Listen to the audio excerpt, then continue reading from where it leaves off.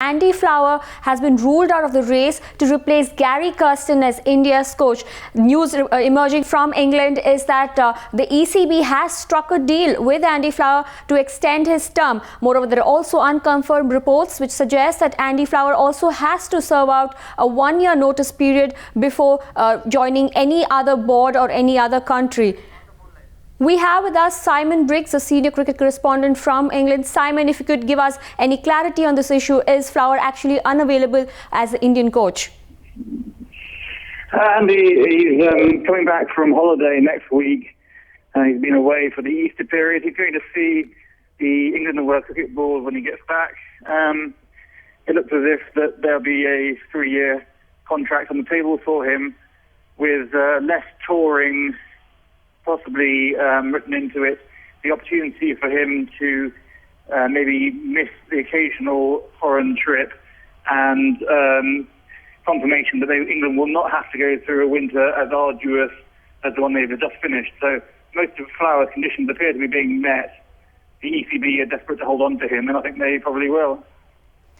Now, Simon, one of the reservations that Andy Flower did have, as well as the other players have, is about the long, cricketing tours that the players have to face, being out of home for about over 5 months. Now, is that one of the conditions that he's going to place in front of the ECB? And also, that could also be one of the reasons which is deterring him from signing a contract with the BCCI. Yeah, I mean, the ECB are addressing these concerns. They've made commitments to move the Ashes away from the World Cup so that there won't be a winter as bad as the one we've just had. In any case, the prospect of moving to India may not actually be an improvement in terms of the workload. It probably, with the ECB, Flower may feel that he knows what he's getting himself into. If he joins India, possibly the workload could be even more difficult in the next few years. Well, we have Harini Rana joining us from the Times Now newspaper. Harini, that virtually rules out one of the contenders for the post of the Indian coach, which means that Duncan Fletcher could now emerge as one of the front runners. Well, absolutely, Susha. Duncan Fletcher clearly is the front runner at this point of time. But what we're hearing from BCCI, they're absolutely not in any hurry to appoint a coach. What we know is that the West Indies tour coming up, there could be a possible consultant who will join the Indian team for that tour.